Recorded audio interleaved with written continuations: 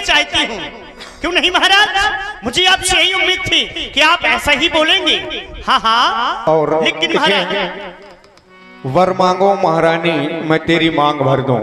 हमारे रुद्र महायज्ञ समिति से हमारे आदरणीय मास्टर साहब जो कि वरिष्ठ आप सदस्य हैं यज्ञ समिति के, हमारे आदरणीय राम कुमार जी मास्टर साहब, उनकी ओर से 100 मुद्राएं महाराज श्री दशरथ जी के सुंदर अभिनय पर और 100 मुद्राएं महारानी कैकेयी के सुंदर अभिनय पर और 100 मुद्राएं व्यासपीठ पर उन्होंने प्रदान की हैं। आदरणीय मास्टर साहब को बहुत बहुत धन्यवाद, बहुत बहुत साधुवाद।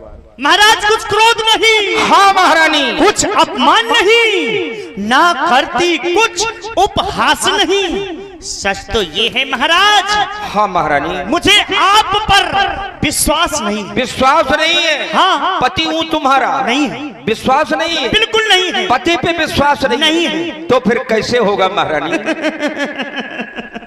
बड़ी मीठी मीठी बातें कर रहे हैं, सोच रहे हैं कि मैं मीठी मीठी बातें करूंगा तो ये मेरी बातों में आ जाएगी। लेकिन महाराज, चिकनी चुपड़ी बातें करके, चिकनी चुपड़ी बातें करके मुझ अबला को ना बहकाओ। और यदि सच्चे हो रघुवंशी तो सौगंध राम की आ जाओ। क्या कह रही हो महारानी कैकेयी? आप राम की सौगंध खाएंगे तब मुझे विश्वास होगा। राम की सौगंध खा जाऊं हाँ, तब तुझे विश्वास होगा। हाँ, तो सुन, चाहे आकाश के तारे पृथ्वी पर उतर आए और ये पृथ्वी के जीव चाहे आकाश में चले जाए, माणिक समुद्र में हो और वो पहाड़ों में मगर जाए, लेकिन हम वो नहीं जो अपनी बात से मुकर जाए। मध्यस्थ मेरी बात का ये राजभवन है, पृथ्वी आकाश और पवन है। अरे वो परमात्मा गवाह है, अनुचित नहीं होगा। ये क्षत्रिय नरेश धर्म से विचलित नहीं होगा। है आन पहली मर्तबा उस बात नाम की। महारानी, मैंने आज तक अपने जीवन में कभी राम की कसम नहीं खाई महारानी। मैंने अपने जीवन में कभी राम की सौगंध नहीं खाई महारानी कैकेयी। लेकिन आज तेरी प्रसन्नता के लिए है आन पहली मर्तबा उस बात नाम की और खाता हूं तेरे सामने सौगंध हो राम की सौगंध हो, राम की सौगंध, राम अब तो विश्वास हो गया होगा महारानी। बोलो क्या चाहती हो महारानी? क्यों नहीं महाराज, आप मुझे विश्वास हो गया क्योंकि आपने राम की सौगंध खा ली। मुझे मेरे वरदान मिल जाएंगे। मैं आपसे वरदान मांग रही हूँ। बोलो महाराज। ध्यान से सुनना महाराज। क्या? लो सुनो प्राणपति प्राणनाथ। हाँ हाँ महारानी, वो था आज मांगती हो कौशल्या नंदन के बदले में निज सुख का राज चाहती हूँ।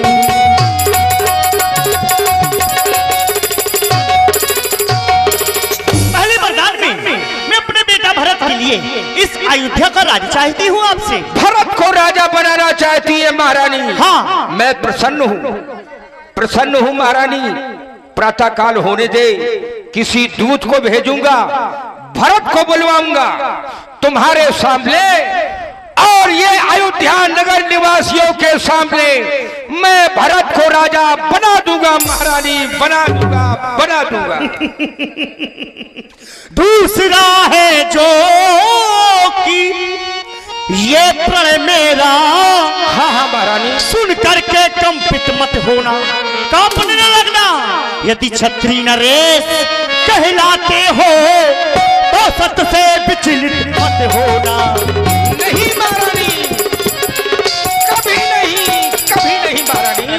राजा जो राम हो रहा है, हाँ हाँ महारानी, वो राजा नहीं उदासी है। क्यों महारानी, क्यों? कल से ही 14 वर्षों को तपसी बनकर वनवासी हो। नहीं महारानी, विशेष उदासी 14 वर्ष वनवासी। माथे हाथ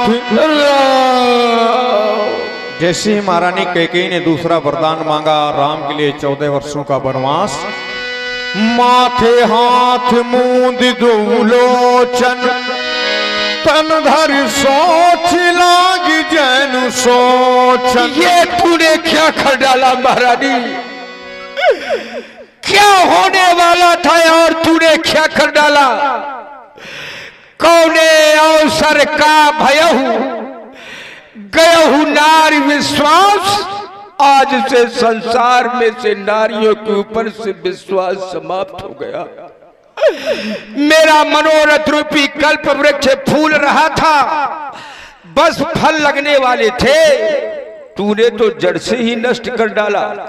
महारानी कोई दूसरे वरदान मांग लो महारानी। अभी कुछ समय पहले आप कह रहे थे रघुकुल रीत सदा चली आई, प्राण जाए पर वचन न जाए। अरे कहाँ चली गई आपकी रघुकुल की रीत? अब तो आप ऐसे रोने लगे जैसे कोई विदाई के समय नई नवेली दुल्हन रोती है। वाह, देखें सुन रहे हैं बड़ा ही सुंदर संवाद। आप हैं हमारे श्री रामलीला कमेटी हरसुंडी के अध्यक्ष महोदय हमारे सम्मानित श्री रामू राजपूत जी, आपकी ओर से 51 मुद्राएं। बहुत बहुत धन्यवाद है अध्यक्ष जी को, साधुवाद है। आप रो रहे हैं, सोच रहे हैं कि वरदानों में क्या सोच रहे थे महाराज? आप सोच रहे थे कि वरदानों में खाने के लिए रानी चना चबेना मांगेगी। अरे आपको अपने वचन सोच समझ के बोलने चाहिए। 2 बार जो मैंने मांगी हैं उनको बदल नहीं सकती। पड़ गई रेत जो पत्थर में धोने से निकल नहीं सकती। अरे आप तो हरिश्चंद्र के वंश के हैं, जो कि आपके पूर्वजों का झंडा सारे विश्व में लहरा रहा है। मैं तुमसे हरिश्चंद्र जैसा मरघट का बास न मांग रही, मैं तुमसे शिव दधीच जैसा हड्डी न मांस न मांग रही। मैं मांग रही अपना कर्जा, छाती ठोक करके मांग रही हूँ। मैं मांग रही अपना कर्जा जो देना तुमको वाजिब है। यदि हरिश्चंद्र के वंश के हो तो दे दो, यही वाजिब है। और महाराज देख रहे हो आप बहुत दुखित हो रहे हैं, रो रहे हैं, क्यों नहीं महाराज? यदि हृदय आपका दुखता है, यदि हृदय आपका दुखता है तो एक उपाय सुझाती हूँ। बूढ़ी आंखों के आगे ही वो सरल उपाय बताती हूँ। हाँ महारानी, उपाय बता रही हो कि राम मेरी नजरों के सामने बना रहेगा। बोलो बोलो महारानी। मेरे पास ऐसा उपाय है कि आपके वरदान भी रह जाएंगे और राम भी आपके पास रह जाएगा। करना क्या है कि इसको भवन में कोई नहीं है, सिर्फ आप हैं और मैं हूं, तीसरा कोई सुन नहीं रहा है, इसलिए कह रही हूं महाराज बात अभी घर में ही है, बात अभी घर में ही है। कुछ पंचों में अपमान नहीं, लेकिन तुम अपने मुख से कह दो, केवल तुम अपने मुख से कह दो दूंगा पिछला वरदान नहीं। अरे महारानी कैकेयी, क्या यही तुम्हारा वो उपाय है? हाँ? ये कह दूं कि वरदान नहीं दूंगा? अरे महारानी, वरदान तो तुझे मैं दूंगा ही, लेकिन आज जो ये कलंक तुम अपने माथे पे लगा रही हो ना, कभी त्रेकाल में भी ये कलंक तुम्हारे माथे से मिटेगा नहीं महारानी। ओ नीच बुद्धि वाली औरत, ऊंचे से हमें गिराती है और जो सत्य हमारा जीवन है वो से तू हमें दिखाती है। लेकिन महारानी याद रखना, इस सूरवंश की चादर में मैं कालमा नहीं लगने दूंगा। सुनती है प्राण दे दूंगा पर वचन नहीं जाने दूंगा। तो महाराज होत प्रात मुनि भेष धर, यदि सवेरे होते ही सीधे तपस्वी का भेष बना करके राम बन के लिए ना गया तो आप मुझे जीवित नहीं देखेंगे। मैं जहर खा के मर जाऊंगी, युद्ध का डंका बजवाऊंगी, मर जाऊंगी, मर जाऊंगी, मर जाऊंगी महाराज। तो फिर महारानी बांस, मैंने ये निर्णय ले लिया है महारानी कैकेयी, रानी रानी अंचल पसार कर ले और दान भी ले, वर भी दशरथ के प्राण भी ले।